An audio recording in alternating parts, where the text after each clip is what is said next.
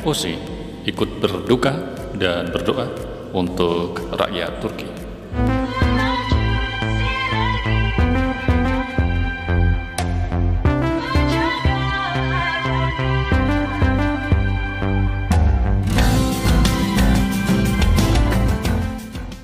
Assalamualaikum warahmatullahi wabarakatuh. Apa kabar sahabat MOC, Mas Oji Channel dimanapun teman-teman saat ini berada.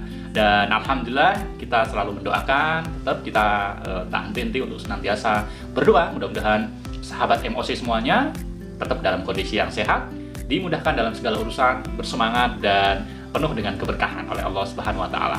Dan hari ini kembali hadir Mas Oji Channel menemani bersamaan teman-teman semuanya. Terima kasih atas segala dukungan, atas segala support yang diberikan, sehingga teman-teman tetap berada di dalam kebersamaan kita semua. Dan hari ini mudah-mudahan ada lagi sesuatu yang bisa kita ambil sebagai manfaat di dalam channel yang kita kembangkan, Mas Oji Channel, teman berbagi, motivasi, dan inspirasi.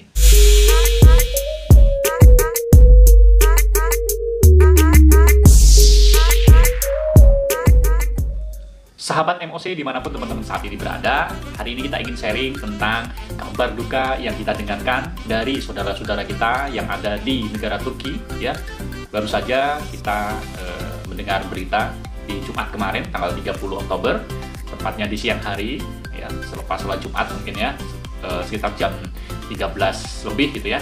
Gempa di negara Turki tersebut terjadi di provinsi Izmir ya, dengan kekuatan kurang lebihnya 7,0 magnitudo. Nah, ini gempa yang lumayan besar ya. Jadi negara Turki ya, dengan presidennya kita tahu semuanya, Erdogan, sedang diuji oleh Allah Subhanahu wa Ta'ala dengan didatangkan sebuah gempa bumi yang luar biasa besar yang terjadi di hari Jumat kemarin. Nah, menurut beberapa informasi, akibat dari gempa tersebut puluhan korban meninggal dunia yang masih di dalam proses pencarian sampai dengan hari ini. Dan korban luka lumayan besar ya, 800-an gitu ya, bisa lebih ya, karena perkembangan sampai dengan hari ini masih terus diupdate. Tapi terlepas dari itu semuanya, secara pribadi dari Mas Oji Channel dan kita semuanya tentu sebagai sesama saudara, khususnya teman-teman Muslim, mendoakan untuk rakyat Turki, para korban diberikan kesabaran atas ujian ini dan ucapan duka yang terdalam atas adanya bencana atau musibah yang terjadi di sana. Beberapa fakta yang dapat kita ambil sebagai informasi singkat bahwa gempa tersebut ya tadi berkekuatan 7,0 magnitudo. Kemudian pusat gempa ada di Laut Aegean ya, dan sampai terasa di ibu kota Yunani ya, di kota Athena, juga ibu kota Turki yaitu Istanbul. Nah, ini saking dahsyatnya sehingga meruntuhkan banyak sekali bangunan ya. Kalau kita melihat video-video yang beredar di media sosial, kekuatannya lumayan dahsyat gitu ya. Selain di Turki dan Yunani, getaran gempa ini juga dirasakan di beberapa negara lainnya ya, di Makedonia Utara dan juga di Bulgaria kalau tidak salah ya. Sehingga ini membuat kepanikan dari beberapa warga di beberapa tempat itu. Dan getaran terasa karena gedung yang ada di sana itu terletak di tanah-tanah yang lunak ya, sehingga meruntuhkan beberapa gedung yang ada di sana. Bahkan kabarnya di provinsi Izmir itu juga terjadi tsunami lokal ya, tsunami kecil yang menjadikan air laut menuju ke daratan gitu ya. Berkaitan dengan itu teman-teman, hari ini singkat saya ingin berbagi dengan teman-teman semuanya tentang inspirasi bahwa ujian yang Allah berikan khususnya bagi teman-teman atau saudara-saudara kita yang ada di Turki itu tentu sudah pernah kita rasakan. Indonesia kita mengenang kembali, kalau saya mengenang gempa bumi yang ada di Jogja ini ya, kurang lebih tahun 2006 yang lalu juga dirasakan ya duka citanya, dan luar biasa apa yang kita rasakan. Saya kira hampir sama dengan apa yang saudara-saudara kita di Turki saat ini rasakan pada saat itu. Nah, apa yang bisa menjadi hikmah atas adanya ujian atau bencana yang Allah berikan ini? Di dalam Islam sendiri ada 4 perspektif untuk menyikapi terjadinya bencana yang Allah hadirkan di muka bumi yang dirasakan oleh kita. Yang pertama, kita ingatkan bahwa adanya bencana yang Allah hadirkan ini adalah bagian dari bentuk ujian dari Allah Subhanahu wa Ta'ala. Ujian bagi siapa? Ujian bagi orang-orang mukmin tentu saja ya. Yang kedua, kita harus juga mengingat bahwa ujian yang kita terima itu juga bisa menjadi sebuah bentuk dari rasa kasih sayang Allah kepada kita semuanya.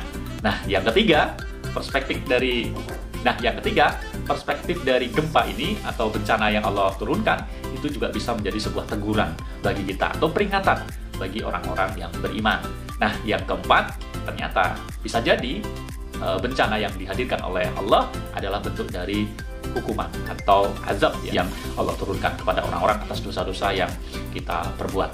Nah, terlepas dari itu, teman-teman semuanya, mari kita ambil hikmah yang terdalam atas bencana-bencana yang terjadi di dunia ini, ya, yang terdekat, yang baru saja kita saksikan di Turki, juga di Indonesia, ya. Dalam beberapa hari terakhir mungkin hujan deras dengan cuaca ini, ada beberapa daerah yang hari ini harus mendapat ujian banjir, ya. Ada gempa-gempa juga yang dirasakan beberapa hari yang lalu di negara kita. Nah, mari jadikan ini sebagai sebuah introspeksi atau muhasabah bagi kita sebagai orang yang beriman.